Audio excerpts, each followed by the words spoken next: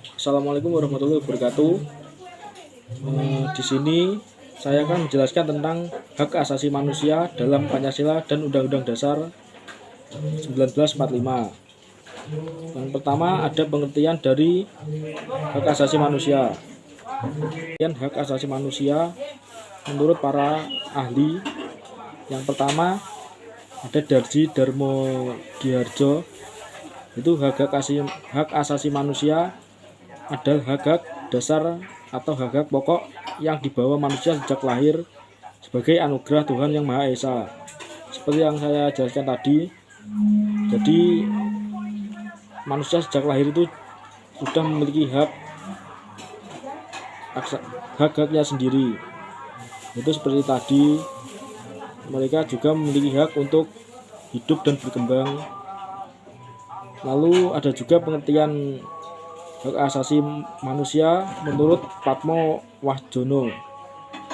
Hak asasi manusia adalah hak yang memungkinkan orang hidup berdasarkan suatu harkat dan martabat tertentu atau beradab.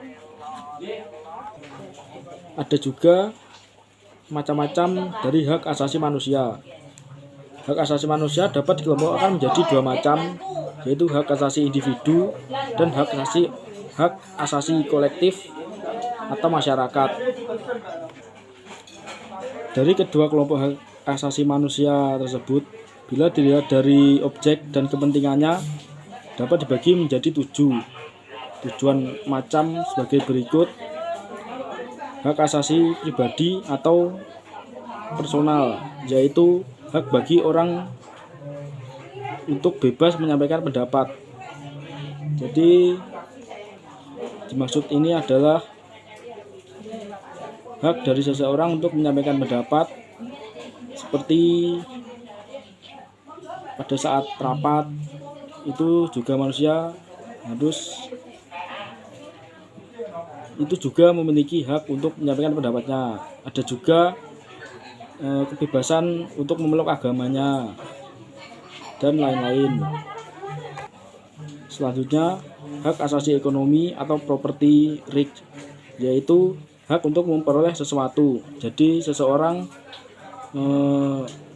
juga memiliki hak untuk membeli dan menjual sesuatu serta memanfaatkannya. Selanjutnya yang ketiga ada hak asasi untuk mendapatkan perlakuan yang sama dalam hukum dan pemerintahan atau legal equality.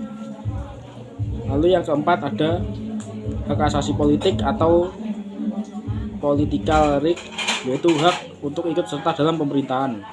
Ini contohnya seperti hak pilih, untuk memilih dan dipilih dalam sebuah pemilu. Lalu ada juga seperti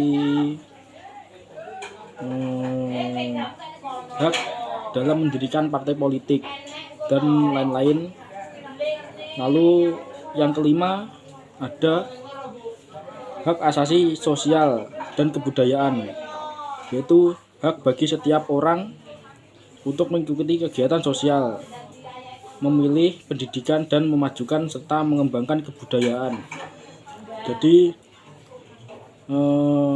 yang dimaksud di sini adalah hak untuk memilih suatu pendidikan dan memajukan serta mengembangkan kebudayaannya.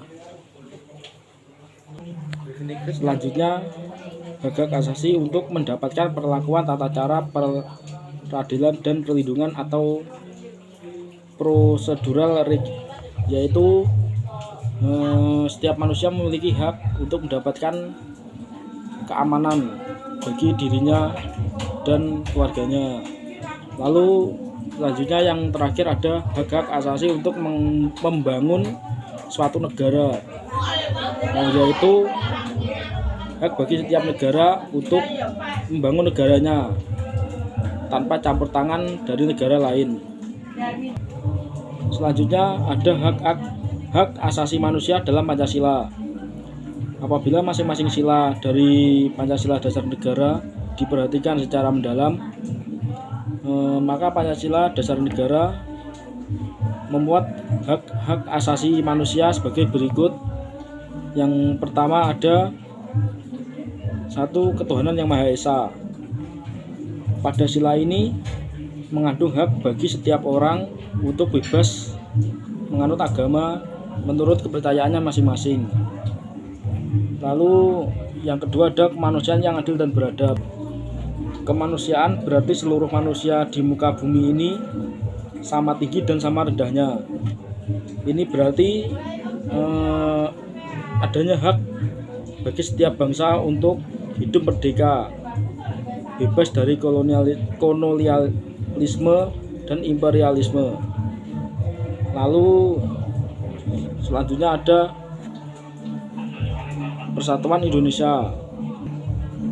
Persatuan Indonesia atau kebangsaan ialah sikap yang mengutamakan kepentingan bangsa di atas kepentingan suku, golongan, partai, dan organisasi lainnya.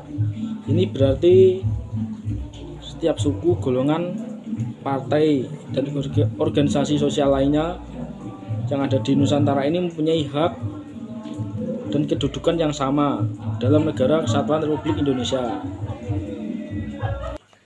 Selanjutnya ada kerakyatan yang dipimpin oleh hikmat kebijaksanaan dalam permusyawaratan perwakilan atau kedaulatan rakyat. Kedaulatan rakyat berisikan pengakuan terhadap harkat dan martabat manusia. Pengakuan terhadap harkat dan martabat manusia ini berarti menghormati dan menjunjung tinggi segala hak-hak yang melekat pada setiap individu. Dengan kata lain, hak-hak individu tidak hilang dan harus dihormati dalam kehidupan berbangsa dan bernegara, walaupun telah didelegasikan kepada wakil rakyat melalui pemilihan umum. Bahkan wakil rakyat itu harus menyalurkan aspirasi rakyat yang memilihnya. Jadi artinya ini aspirasi suara rakyat ini dapat disampaikan melalui wakil rakyat seperti DPR atau DPD untuk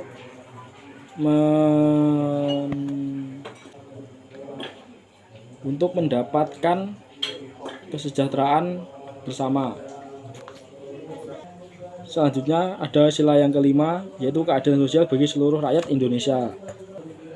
Keadilan sosial bagi seluruh rakyat Indonesia ini bertujuan untuk mewujudkan kesejahteraan bagi seluruh rakyat Indonesia. Ini berarti setiap orang berhak menikmati kehidupan yang layak sebagai manusia yang terhormat. Selanjutnya ada hak-hak asasi manusia dalam UUD 1945. Undang-Undang Dasar 1945, baik yang sudah diamandemen maupun yang belum, telah mengatur perlindungan terhadap hak-hak asasi manusia dalam pasal 27 sampai pasal 34. Undang-Undang Dasar yang sudah diamandemen telah dicantumkan secara tegas kalimat hak asasi manusia dalam bab 10A yang diatur dalam pasal 28A sampai pasal 28J. Di sini saya tidak akan menyebutkan pasal-pasalnya karena terlalu banyak, jadi langsung ke intinya saja. Intinya, hak asasi manusia dalam Undang-Undang Dasar 1945 tidak hanya menjamin mengenai hak hidup dan kehidupan pribadi saja, tapi juga menjamin mengenai hak secara kolektif sebagai masyarakat, bangsa, dan negara. Sekian video saya hari ini. Ada kurang lebihnya saya mohon maaf. Wassalamualaikum warahmatullahi wabarakatuh.